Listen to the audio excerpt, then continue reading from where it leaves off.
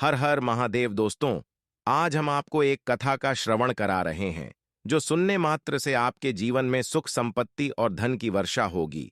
तो चलिए कथा को प्रारंभ करते हैं।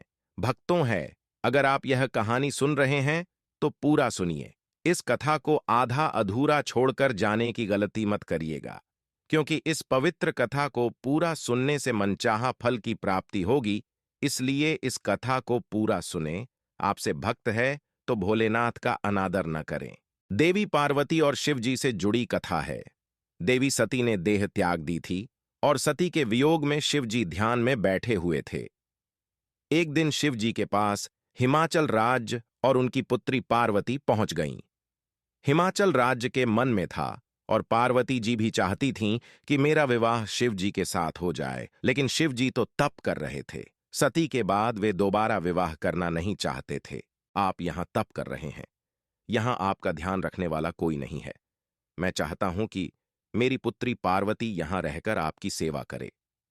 पर्वतराज हिमाचल राज्य ने शिव जी से कहा, मुझे इस बात की जरूरत नहीं है। महिला की वजह से ध्यान, वैराग्य, तप बिगड़ जाता है।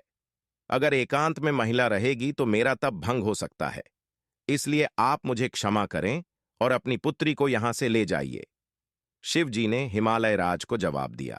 हिमालय राज और शिव जी की बातें देवी पार्वती बहुत ध्यान से सुन रही थीं। आप कह रहे हैं कि आप तप कर रहे हैं, तो जब आप तप ही कर रहे हैं तो आपको ये आभास कैसे होगा कि ये शरीर महिला का है और ये शरीर पुरुष का है? पार्वती जी ने शिव जी से पूछा। देवी पार्वती की ये बात सुनकर शिव जी हैरान हो गए, क्योंकि देवी ने बात बहुत बुद्धिमानी की कही थी। देवी, आपकी बात सही है, लेकिन मेरी बात भी सही ही है, शिव जी ने कहा। इसके बाद शिव जी ने हिमाचल राज से कहा कि आप चाहें तो समय समय पर कुछ देर के लिए देवी पार्वती यहां आ सकती हैं और यहां की व्यवस्था सुधार कर वापस लौट जाएं। शिव जी और पार्वती जी की सीख। इस कथा में शिव जी और पार्वती जी ने संदेश दिया है कि हमें अकेले में अपनी भावनाओं पर नियंत्रण रखना चाहिए।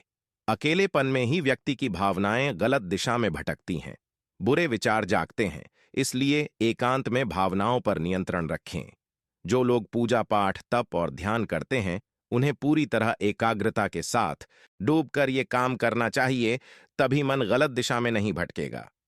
दोस्तों, यदि भगवान भोलेनाथ की कथा अच्छी लगती है तो लाइक, सब्सक्राइब करें, कमेंट में हर हर महादेव लिखें।